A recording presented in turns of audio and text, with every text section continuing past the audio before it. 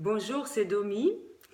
Je viens faire le bilan de mon 15e jour de ce défi saison 2. Il faut faire le point par rapport à nos intentions que l'on a mis au début du cahier. Et pour moi, j'ai noté 6 intentions. Et je me rends compte, j'ai pris quelques notes bien sûr, parce que c'est pas toujours évident de savoir quoi dire. Là, je suis de retour de Paris. Je suis allée à Paris parce que je suis une formation de 7 mois et j'ai pris l'option présentielle pour avoir un contact avec la formatrice. Et ça tombe dans ce 15e jour, dans ces 15 jours où c'est non, c'est pas commencer à libérer son potentiel, mince, une petite seconde, c'est clarifier ses intentions et les manifester. Donc, dans mes intentions, j'ai des intentions concernant ma liberté financière, puisque c'est sur ça que je me forme sur 7 mois. Et j'ai une intention aussi concernant mon travail et le bien-être. J'ai aussi noté j'ai noté aussi une intention qui est de manifester mes rêves. J'ai des intentions qui sont un peu larges, je dirais, mais quand même, au fond de moi, je vois où je veux en venir. C'est difficile de pouvoir les exprimer comme ça, oralement à quelqu'un, parce que c'est vraiment personnel et je crois en quelque chose et c'est à moi de vraiment aller là où je veux et de suivre mon cœur et mon instinct et mon intuition. J'ai aussi marqué que je souhaite écouter plutôt que de parler. Et pendant ma formation de ces 2 jours, j'ai pris cette façon de faire. J'ai plus été dans l'écoute que de parler ou d'exprimer ou de donner mes conseils si j'avais besoin. Mais non, j'ai écouté, j'ai posé des questions aux personnes autour de moi, mais j'ai été plutôt dans l'écoute. Et vraiment, pour moi, c'est bien parce que ça m'a permis d'apprendre beaucoup de choses. Dans mes intentions, donc concernant la liberté financière, ça se précise, vraiment, je vois du sens. La dernière vidéo, j'ai dit que je souhaitais peut-être je vendrais ma maison, mais ce matin j'ai eu une vision. J'étais au calme, allongée, sans penser vraiment à quelque chose, et j'ai eu cette vision claire j'ai eu comme une image ou même peut-être un film. Et j'ai compris pourquoi, oui, je vais mettre ma maison en vente. Je vois que ça va me permettre d'être détachée, de ne plus avoir de lien et de pouvoir avancer dans ma vie. Parce que si je fais ce défi, c'est que j'ai envie que ma vie change. Donc ça commence par là. Alors j'ai décidé que je ferai un premier pas, celui d'appeler l'agence, parce que quand j'en ai parlé à ma dernière vidéo, où je vais mettre peut-être ma maison en vente, c'est rigolo, mais j'ai eu un message de l'agence. J'ai eu un message de l'agence immobilière que j'avais pas vu depuis peut-être bien 3 ans. Et c'est marrant parce que j'ai eu un mail en me disant: vous envisagez de vendre votre bien. 144 personnes désirent un bien correspondant au vôtre. J'ai dit: waouh! J'ai rien demandé, j'ai déjà le mail. Alors je n'ai plus qu'à faire sur mon iPhone, cliquer numéro, et comme ça j'aurai directement le monsieur qui connaît ma maison, et je vais lui dire, donner mon intention de la mettre en vente. Et je verrai ce que ça va donner. Bon, c'est un premier pas, hein. Je vends pas, si ça me plaît pas, je vends pas, hein. Rien ne m'engage, mais au moins j'aurais fait un pas. J'ai aussi fait une promesse, celle de ne plus utiliser ma carte bleue, parce que depuis que je fais de la formation sur la liberté financière, je comprends le système bancaire, le système financier, les prêts, les trucs comme ça, tout ça, je comprends, je commence à comprendre, et je ne veux plus être dans le système. Je veux être dans le système de la liberté. Donc, je préfère ne plus utiliser ma carte bancaire, à part vraiment quand il y a par obligation, quand on est obligé de payer, soit sur Internet ou quelque chose comme ça.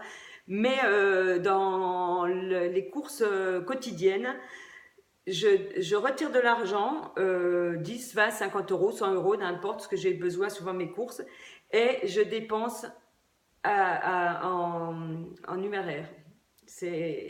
Ça révèle notre façon de voir l'argent. Donc pour moi, j'ai fait un pas là, et je suis fière de moi. Qu'est-ce que j'ai marqué? Oui, c'est vrai que je veux vraiment me détacher des habitudes, je veux me détacher de ce qu'on fait par habitude. Je veux changer ma vie, donc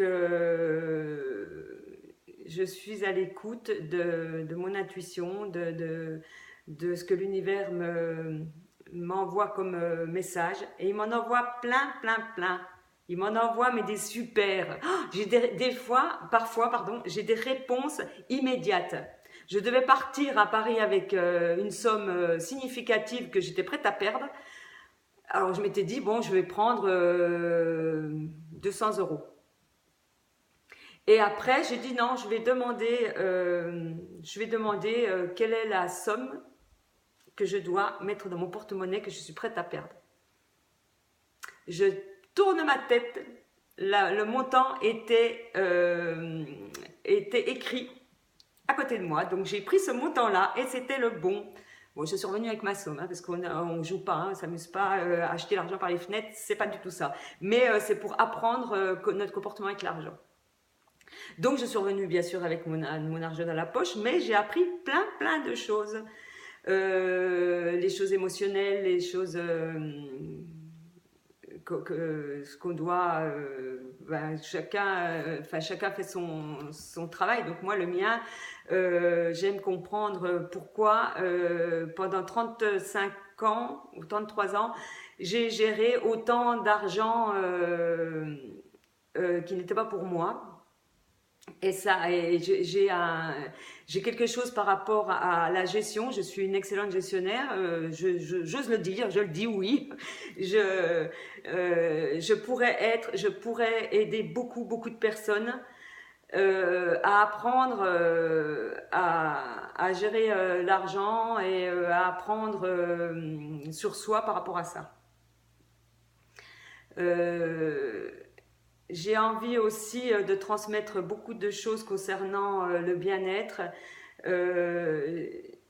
J'ai fait une formation, une mini-formation, c'est une formation de plusieurs vidéos, mais de quelques jours. Et c'était sur les éléments déclencheurs. Et chaque formation que je fais, j'apprends. J'apprends même. Ça confirme ce que j'avais en moi, et ça confirme ce que j'avais en moi, et justement ce qu'on me disait toujours, que j'étais une abrutie de penser comme ça. Mais chouette, maintenant j'ai des personnes qui me forment et qui me disent, mais non Dominique, c'est vrai, tu as raison, c'est bien ce que tu penses. Et je garde précieusement mes cours. Et là, j'ai eu l'agréable surprise que j'ai proposé aux formateurs de le rencontrer, puisque j'étais à Paris.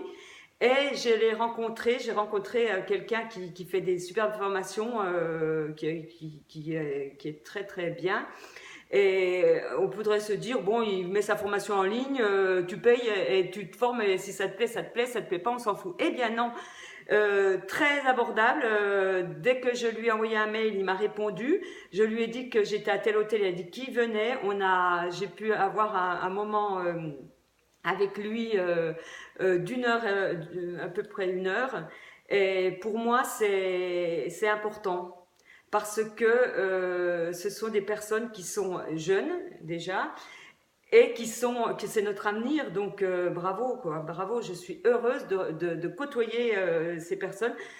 Et même à mon âge, de pouvoir recommencer une nouvelle vie en ayant cette façon de voir, en voyant ce développement personnel. Moi, je fais du développement personnel depuis 2014. J'apprends, j'adore, je m'éclate. Et c'est marrant parce que chaque livre que je lis vient au bon moment. Chaque formation que je décide de faire vient au bon moment. Sur la formation que je fais concernant tout ce qui est aspect financier, il fallait faire sur notre généalogie. En même temps, je fais une thérapie avec une vraie psychologue, oui.